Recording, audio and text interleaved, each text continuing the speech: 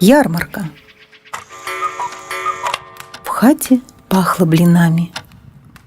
Матушка хлопотала у печки, из кои каждую минуту вылетали тонкие, круглые, как солнышко, блинчики.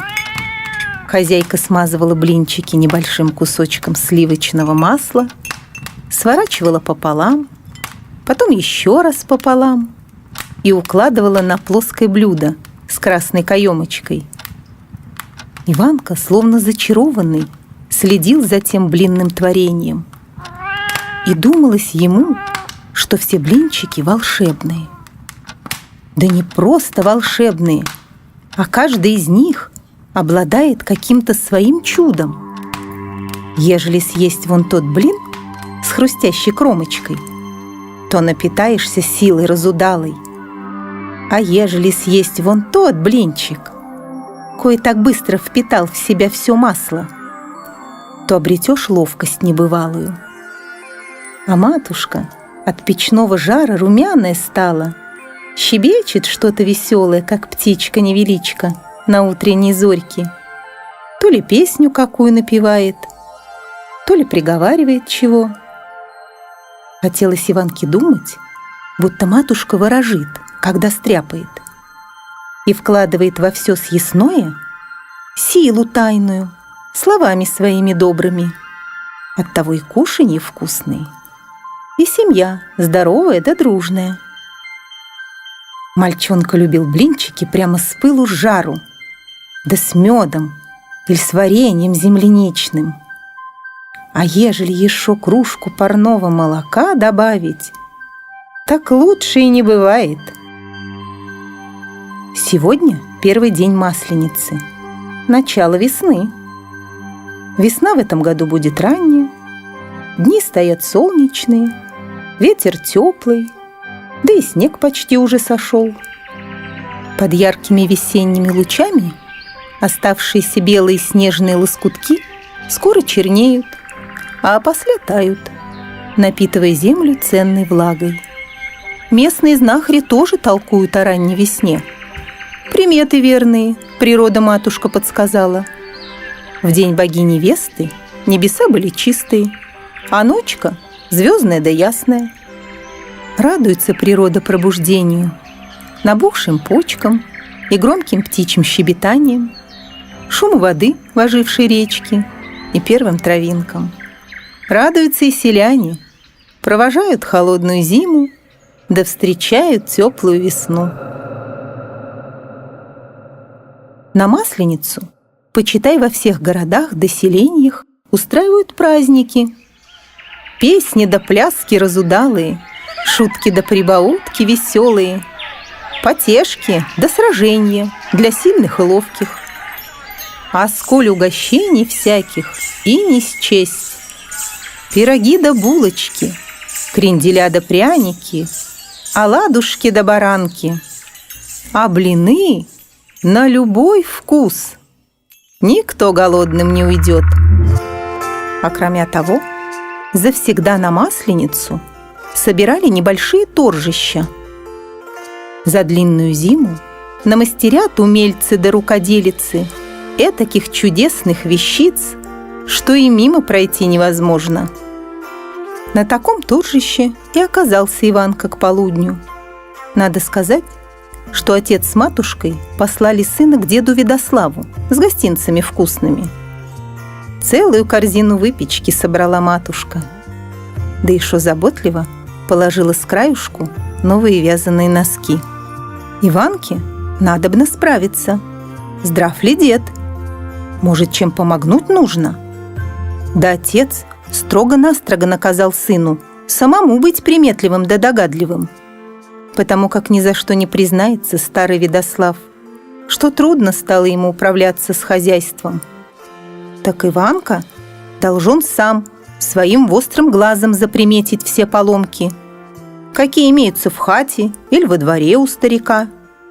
А на медне отец навестит Ведослава и все поправит.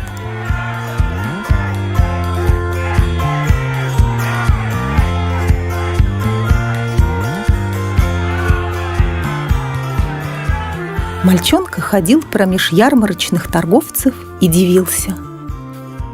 Но особливо глянулся ему мастер, у коего на лотке деревянные расписные дудочки да свистульки редком стояли. Мастер протянул Иванке небольшую алую птичку. Глаза да лапки у той птички черные, а клювик желтый. «А ну, малец, дунь тихонько вон в ту дырочку, да услышишь, как запоет пташка весенняя!» Улыбнулся в усы деревянных дел мастер. Иванка дунул в свистульку, и запела птичка алая переливами да трелями. Да так радостно и весело, что душа мальчонки затрепетала в ответ.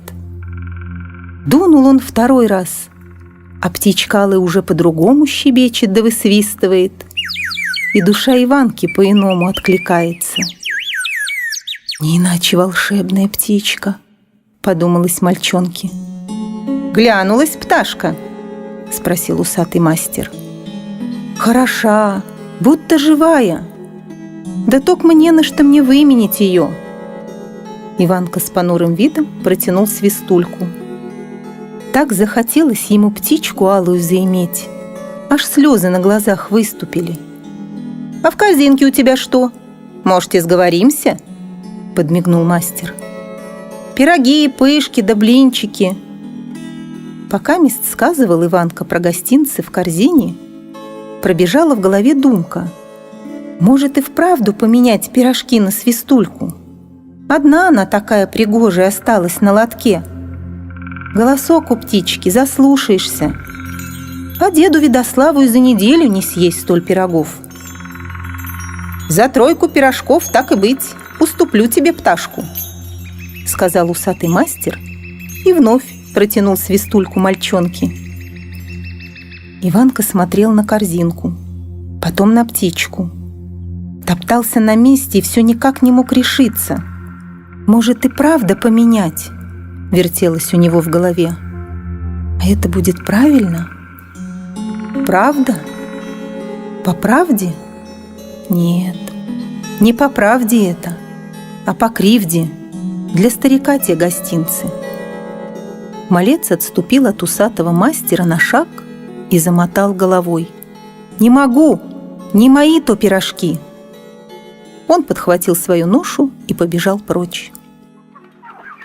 Старый Ведослав чинил калитку во дворе.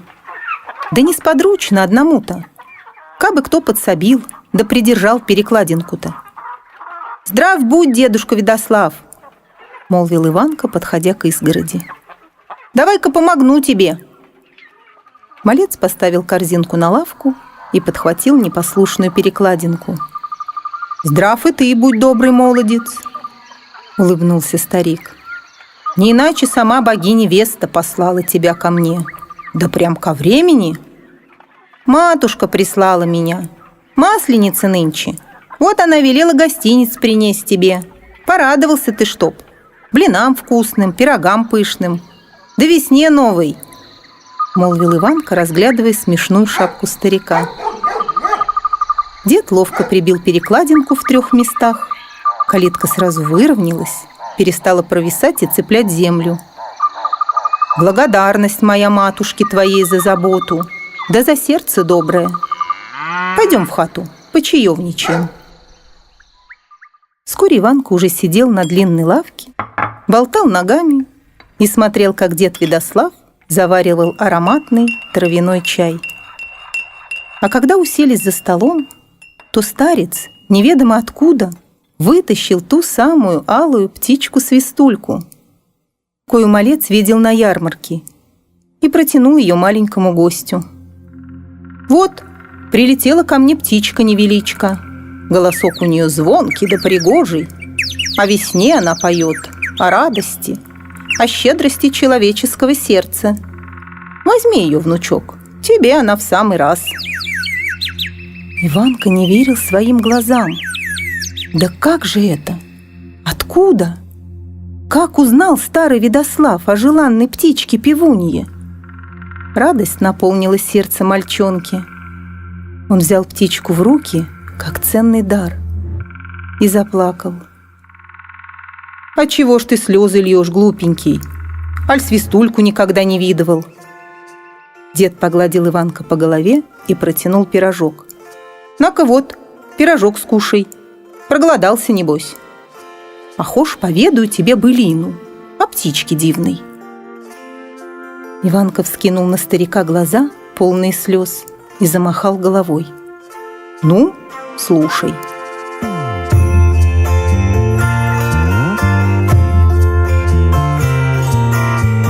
Давно это было. Может, 1000 лет назад, а может, 2.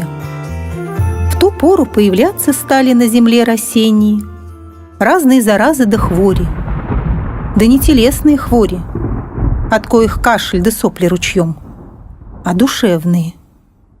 И не распознаешь их сразу. Вроде тот же человек перед тобой. С виду здоров да бодр, улыбается, а сердце черствое стало у него. Мысли в голове, как тучи грозовые, бродят. Душа сжимается, словно в темный ларец посаженная. Отчего так? Неведомо. Жил в те времена один молодец по имени Ярослав. Отслужил он службу ратную и собрался с другом верным повидаться, с коим вместе, плечом к плечу, в сечах великих сражался. Наладился в дорогу, все как надобно. Конь добрый, меч булатный, завсегда при себе. Подарок для друга верного, нож засапожный, в ножнах кожаных. Подарки для родителей друга, уважение гостя. Жена молодая тревожится за мужа, пояс обережный ему подвязывает. Дочка малая горюет, слезинки утирает. Взял Ярослав дочку на руки, чтоб поцеловать на прощание. А она ему птичку-свистульку в карман сует, да сказывает: «Возьми, батя, обо мне напоминание». Запоет птичка, так сразу думки к дому родному потянутся. Ничего не сказал молодец, а только поцеловал дочку малую, обнял жену любимую и отправился в дорогу. Не в ближний свет лежал путь, на запад, за горы репейские. Перебрались через них рода славянские да россенские, расселились, да обжились порядком. Земли там богатые, реки полноводные, леса густые. Городов поставили множество, а селений и того больше. Едет и Ярослав через те селения, да любуется полями пшеничными, садами плодовыми, лугами заливными. Да всюду встречают его радушно. Так принято. Путнику ратному уважение. А хлеб, соль да ночлег люди добрые завсегда сотворят. Ни одного лихого человека не встретил молодец ратный. Через время недолгое добрался Ярослав до города станичного, в коем друг верный житье-бытье вел. Отыскал дом его, встретились, побратались, припомнили дела ратные. Поведал Ярослав другу о семье своей, жене Любушке, о дочке Аринушке, показал птичку-свистульку. «А ты что ж не привел в дом хозяйку? Неужто ни одна девица не глянулась?» С улыбкой молвил гость дорогой. «Да какой там? В нашем городе станичном беда с девицами твориться стала. Всех красавиц на выданье хворь неизвестная одолевает. Прежде милые да пригожие, с очами ясными да голосочками звонкими. Как подходит время, да сваты уж стоят на пороге, так все они, как одна, обращаются в настоящих злыдней. Глянет такая девица, отворотиться хочется. Заговорит, что поросенок визжит. Не радует ее ни жених, ни сваты, ни свадьба. А смотрит она наперед в сундуки с подарками. Да сколь богатств, да золота у будущего мужа имеются. Хошь козла на веревочке приведи, она и за него пойдет. Главное, чтоб богатый был.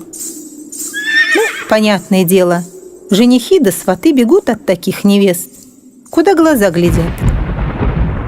Батьки, мамки девок под замок, да не знают потом, куда глаза от стыда деть. Полна станица девиц на выданье, а жениться не на ком. Закончил свой невеселый рассказ друг верный. Так в других селениях и городах искать суженую надобно, молвил гость. Находились такие молодцы, отправлялись за невестами по городам да весям, и свадьбы играли от дома далече. А как в станицу возвертались, так жонки молодые через время недолгое настоящими кикиморами оборачивались. Требуют обнов каждый день. Ни стряпать, ни прибрать, ни рукоделие какое ни к чему не касаются. А токмо крутится перед зеркалом цельный день. Потому, почитай, уж 5 годов свадьбы не играют, детишек не рожают. Задумался Ярослав, нахмурил брови. То не девицы славянские плохи, то станица вроде как под заклятием каким. Пойдем-ка, друг мой славный, прогуляемся по городу твоему родному.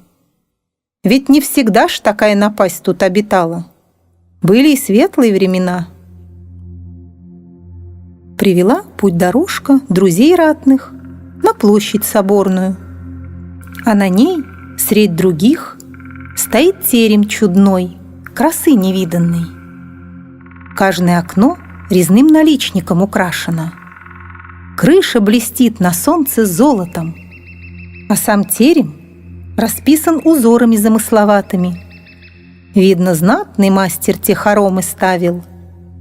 Гони грусть-тоску, друже, глянь, какие умельцы промеж родов славянских имеются. Любуйся да радуйся, молвил Ярослав, похлопав друга по плечу. Что за хозяин терем ставил? Как звать величать того мастера с золотыми руками? Нет хозяина там, токмо хозяйка. А какого роду неведомо. Ни родителей, ни дедов с бабками, ни братьев с сестрами, никого у нее нет. Одна живет. Люди сказывают, рукодельница она знатная. Такие наряды да украшения творит, аж дух захватывает. Дух, говоришь, захватывает, задумался Ярослав. А тем временем вышла на крыльцо высокая того терема расписного хозяйка. Красивая, статная, глядит горделиво. Платье на ней из красного бархата, дорогими каменьями расшито. Сапожки софьяновые, в ушах серьги яхонтовые, да почитай, на каждом пальце по крупному перстню надето. Тряхнула головой красавица, да распустила по ветру волосы свои медные. Хохочет, заливается, довольна собой. Не успела спуститься с крыльца хозяйка медноволосая, как вмиг облепили ее местные красавицы, да просить стали показать наряды новые, да украшения дивные. А рукодельница не скупится, да прям на крыльце раскладывает сарафаны да юбки, платки да платья, серьги да бусы, сама и примерять помогает. Да в обмен ничего не берет, а хочет за наряды свои монеты золотые. девица неземной красоты, тяжело вздохнул друг верный. Первые молодцы станичные сватались к ней, да и я тоже. Токмо всем отворот-поворот дала чаровница. Добра, говорит, не нажили, а туда же жениться. Вот то-то и оно, догадался Ярослав. Красота неземная, а чужеземная. У нее что на голове, что в глазах огонь полыхает. Где ж ты видал такую красавицу промеж девиц земных? Да и шо сватался к ней, не прознав ни рода, ни родителей, ни сородичей. Да она краше девиц станичных, спорил друг ратный. Не краше, а хитрее. Вся красота ее показная. Ежели умыть такую красавицу водицей родниковой, да снять с нее побрякушки дорогие, вмиг явится пред тобой кикимора настоящая. Нет в сердцах их теплоты человеческой, и совесть им неведома, а за место души у них тьма беспроглядная. Вот и думай, на что молодцу славянскому така кикимора надобна? А ты краше, поддразнил друга Ярослав. Да глянь, какая она рукодельница, не унимался друг верный. Да чтоб такие наряды сотворить, уменье надобно. Даже хорошо, что она поселилась в нашей станице. Поведает девицам нашим тайны рукоделия. Может, они хоть немного на нее походить станут. Да ты, брат, в мороке, что ли? Затревожился Ярослав. Чужеземица медноволосая поселилась тут, чтоб все славянские красавицы стали на нее похожими. Да не в рукоделие. Как ты говоришь ее звать и величать?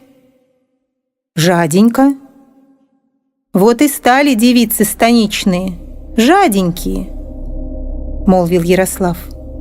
Богатство им подавай, да обновы. Так-то. Вот она, хворь, про кою ты давеча сказывал. Недалече, в тереме расписном поживает, подлости свои творит, да над родами славянскими подсмеивается. Пойду я потолкую с чужеземицей, а ты добудь ведро воды колодезной, да не мешкай. Не равен час, упустим заразу изворотливую. Подошел Ярослав к крыльцу высокому, у коего толпились девицы станичные, да увидал под ногами перстень диковинный с камнем-рубином. Поднял его молодец, да спрашивает: «Чья потеря, девоньки пригожие?» Расступились девицы, зашептались, зашушукались. Никто в пропаже не сознался. Может, хозяйка терема чудесного свой перстень признает? Молвил так и протянул тот перстень жаденький медноволосый. Она глянула на молодца с презрением. Скрестились два взгляда, серебряный да огненный. Меч булатный против дыхания драконьего.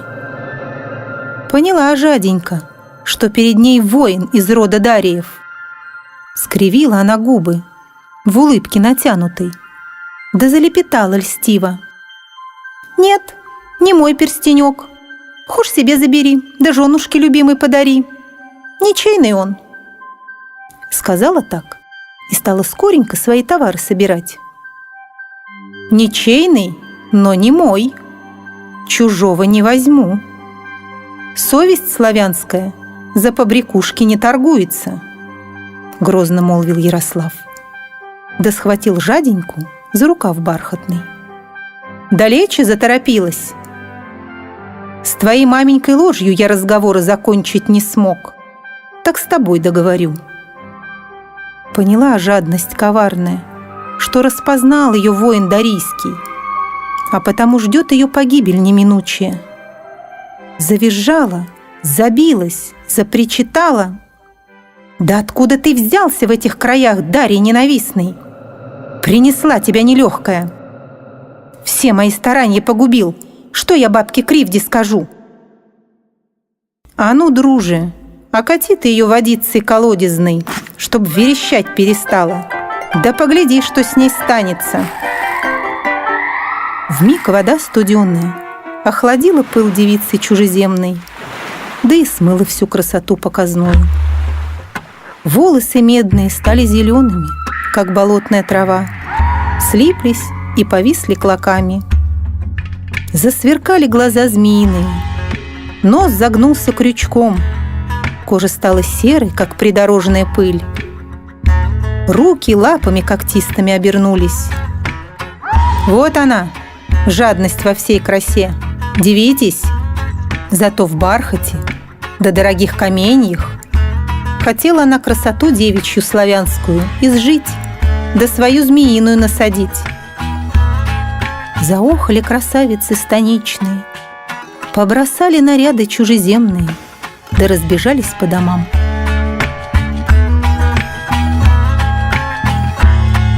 А жаденька дождалась, пока молодец Дарийский взгляд от нее отвел. Прочитала наговор колдовской, оборотилась клубочком красным, да и покатилась по дорожке к лесу, в избушку, к деду Страху. Не сумели станичники изловить жадность изворотливую. Терем расписной, в коем жила чужеземица, порешили спалить вместе с нарядами колдовскими. Да не так-то просто оказалось с хворью жадностью справиться, кое уже поселилась в душах девиц станичных. Что только не делали знахари, знахарки, да родители, и отваром из полыни поили, и ягодами бузины руки натирали, листья капустные к голове прикладывали. Ничего не помогало. Все одно девицы сундуки барахлом набивали, а ларцы украшениями, коих и век не сносить. Особливо жадных да визгливых девиц батьки-мамки крапивой жгучей исцелить старались. Помогало, но через время недолгое хворь возверталась сызнова. Что делать? Как быть? На совете собранном порешили сыскать обавницу. Она уж точно изведет заразу чужеземную. Да вот беда. Из всех обавниц на 100 верст в округе осталась только одна девчоночка, Зарянка синеокая, 9 годков от роду. Разве ж она осилит?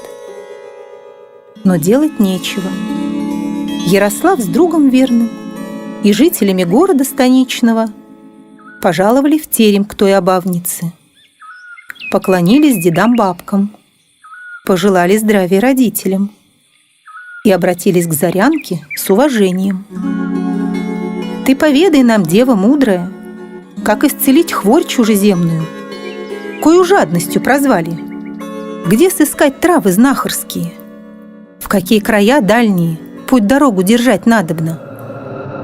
А девчоночка ответствует: «Не помогут тут травы знахарские, да снадобья волшебные, потому как не тело целить надобно, а душу девичью, колдовскими чарами убаюканную. Пробудить душу следует, чтоб засияла она чистым светом, богами подаренным». Вспомнила себя и улыбнулась. Пожимать плечами стали станичники. Непонятно, девчоночка сказывает. Все загадками да намеками. А чем целить? Неведомо. Мала, видно, девица. А Зарянка синеокая подошла к Ярославу воину и такие слова молвила: «В кармане одежи твоей дорожной лежит вещица волшебная. Она и душу пробудит девичью и вернет радость в сердца славянские». Сунул руку в карман Ярослав и достал птичку-свистульку, дочкой подаренную. А как запела птичка малая трелями да переливами, так душа к родному порогу и потянулась. А после всего каждой девице в том городе станичном подарили такую птичку-невеличку.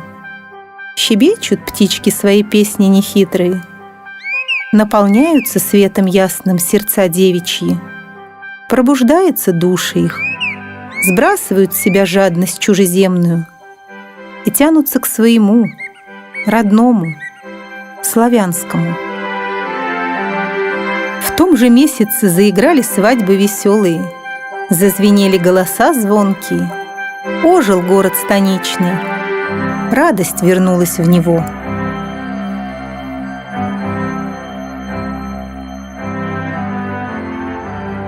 Да с тех пор повелось всех девиц-красавиц, кои сверх меры набивают сундуки, да ларцы добром всяким, да в чужие карманы заглядывают, называть жаденькие, по имени заразы чужеземной.